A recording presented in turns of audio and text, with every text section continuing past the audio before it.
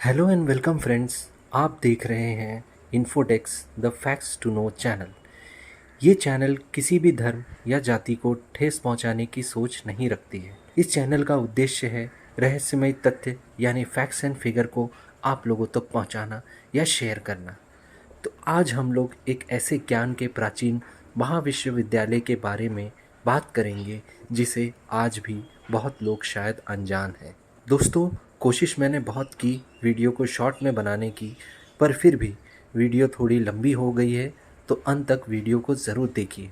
उम्मीद करूँगा बहुत कुछ आप जानकारी लेकर जाएंगे। तो चलिए बात करते हैं नालंदा यूनिवर्सिटी के बारे में, जो अपने आप में एक रहस्यमयी विषय का चर्चा है। दोस्तों, नालंदा यूनिवर्सिटी एक प्रसिद्ध बुद्धिस्ट लोगों का मठ हुआ करता था। मठ यानी कि जहाँ गुरुओं से शिष्यों को ज्ञान दी जाती है, जो कि मगध में स्थापित है, जिसे आज का मॉडर्न बिहार कहा जाता है। ये यूनिवर्सिटी आज के ज़माने के हिसाब से राजगीर शहर में स्थित है, जो पटना से 90 किलोमीटर की दूरी पर स्थित है। नालंदा यूनिवर्सिटी का अगर कार्यकाल देखा जाए तो वो लगभग 427 से 1197 ईस्वी तक रहा। नालंदा की स्थापना गुप्ता साम्राज्य में किया गया। इस ज्ञान के मंदिर का समर्थन बुद्ध धर्म और अन्य धर्म के लोग भी करते थे। लगभग 750 वर्ष तक ये यूनिवर्सिटी बिना किसी रुकावट के लोगों को अनमोल ज्ञान से शिक्षित करता रहा। ये यूनिवर्सिटी उस काल में भी तमाम अनेकों विषयों पर लोगों को शिक्षित किया करता था, जिसे आज हम लोग physics, logic and mathematics, grammar, architecture, science, Ayurveda, yoga, astronomy और अन्य सब्जेक्ट के नाम से जानते हैं। आश्चर्यचकित करने वाली बात यह है कि आर्किटेक्चर, जिसे शिल्पकला कहते हैं, वो 1500 साल पहले हमारे भारत में विकसित हुआ है। दोस्तों, ये मेरा गर्व होना समझो या विश्वास। भारत की सभ्यता को जितना भी जानोगे, हर बार हर भारतीय को गर्व ही होगा। बहुत सारी अन्य चीज़ें भारत से निकलकर विदेशों तक पहुंची हुई है, और आज वही सब विदेशी हम भारतीयों को ज्ञान का उपदेश देते हैं। हर एक आधुनिक चीज़ का आविष्कार उन लोगों ने किया हो जैसे। खैर, proud to be an Indian पे फिर कभी बात करेंगे। हुआ यूं कि एक टर्किश राजा इख्तियारुद्दीन मोहम्मद बिन बख्तियार खिलजी ने यूनिवर्सिटी जला दी। दोस्तों, खिलजी जो शब्द में जी का प्रयोग मैं कर रहा हूँ, वो शब्द इतिहासकारों के बताए हुए के अनुसार मैं बता रहा हूँ। मुझे खिलजी से कोई हमदर्दी नहीं है। तो चलते हैं टॉपिक की ओर।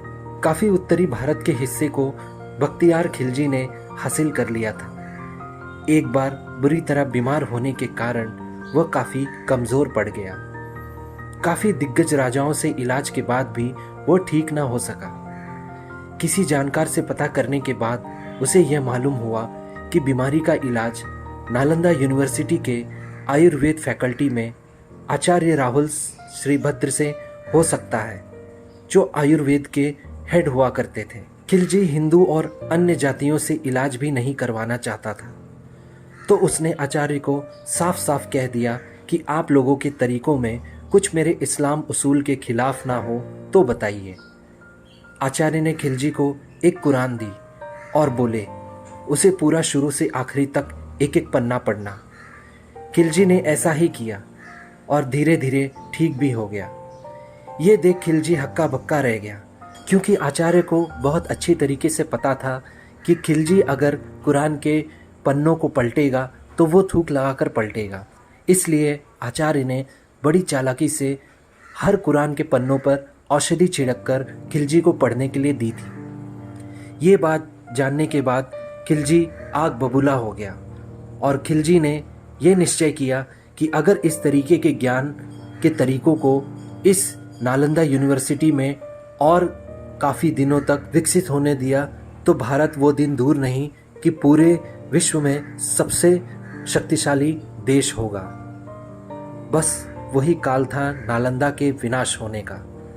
खिलजी अपनी पूरी टोली 200 घुड़सवार और सैनिकों के साथ नालंदा आया और हर एक बुद्धिस्ट भिक्षु, आचार्य और वहाँ मौजूद शिष्यों को मारना शुरू किया। और आपको जानकर हैरानी होगी, 90 लाख लाइब्रेरी में रखी पुस्तकों को जला दिया गया, जो जलता रहा 3 महीनों तक, ऐसा इतिहासकारों का मानना है। मैं समझ सकता हूं दोस्तों, आप सभी को सुनकर कितना गुस्सा आ रहा होगा। दोस्तों, अगर आज भी वो ज्ञान का मंदिर नालंदा बचा हुआ होता तो आज हम आप सबका भारत दुनिया के नक्शों पर सितारों जैसा जगमगाता।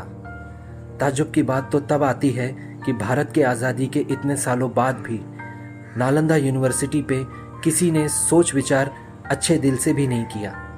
पर इतने सालों के बाद नालंदा यूनिवर्सिटी की ओर ध्यान तब दिया गया जब 2005-2006 में हमारे भूतपूर्व राष्ट्रपति APJ अब्दुल कलाम जी ने नालंदा यूनिवर्सिटी को फिर से शुरू करने का निश्चय किया।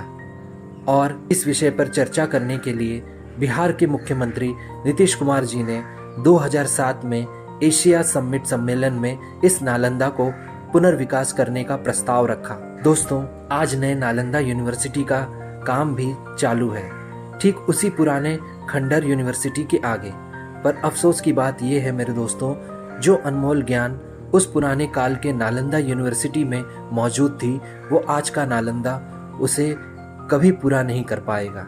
इतिहासकारों की माने तो नालंदा यूनिवर्सिटी में एक फेमस चाइनीज ट्रेवलर का भी जिक्र किया हुआ है, हुएंग टिसांग, जो यूनिवर्सिटी में स्टूडेंट होकर बहुत प्रसिद्ध हुए। प्राचीन नालंदा में कल्चर जो थी वो बुद्धिज्म थी, जो मूल कल्चर के रूप में फॉलो की जाती थी। और यूनिवर्सिटी में एंट्रेंस लेने का मतलब बहुत काफ़ी कड़ी मेहनत करनी पड़ती थी। संस्कृत मूल भाषा शैली थी। एक बार दाखला मिल जाने पर वहाँ यूनिवर्सिटी की सारी सुख सुविधाएं फ्री होती थी, जैसे रहना, खाना इत्यादि। माना जाता है वहाँ का द्वारपाल मतलब सिक्योरिटी गार्ड भी इतना काबिल होता था कि नए स्टूडेंट्स की नियुक्ति के लिए जब कभी भी एग्ज़ाम कंट्रोलर या सुपरवाइज़र की ज़रूरत पड़ती थी तो उन्हें नियुक्त किया जाता था। नालंदा यूनिवर्सिटी गुप्ता साम्राज्य में संभाली और बनाई गई सबसे बेहतरीन ज्ञान के मंदिर को दर्शाती है, जो एक रहवासी यूनिवर्सिटी हुआ करता था। यूनिवर्सिटी का परिसर 1.5 किलोमीटर लंबा और 0.75 किलोमीटर चौड़ा था। उस वक्त 10,000 शिष्यों और 2,000 शिक्षक हुआ करते थे, जिसमें कुछ हाई क्वालिफाइड IQ लेवल वाले बुद्धिस्ट भिक्षु भी शामिल थे। इसकी बनावट ऐसी थी कि वह 11 मठों से घिरा हुआ भी था और 3 स्तंभों की संरचना इस प्रकार की गई थी कि आप कहीं से भी नालंदा यूनिवर्सिटी के अगर भीतर प्रवेश करेंगे तो आपको हर जगह से लाइब्रेरी बहुत पास नजर आएगी। नालंदा यूनिवर्सिटी में स्टूडेंट्स और अन्य मुसाफिरों के लिए उस वक्त बड़े बड़े विशालकाय 300 रूम, 8 हॉल, जो विशेष रूप से इवेंट और मीटिंग्स ऑर्गेनाइज करने के लिए बनाई गई थी।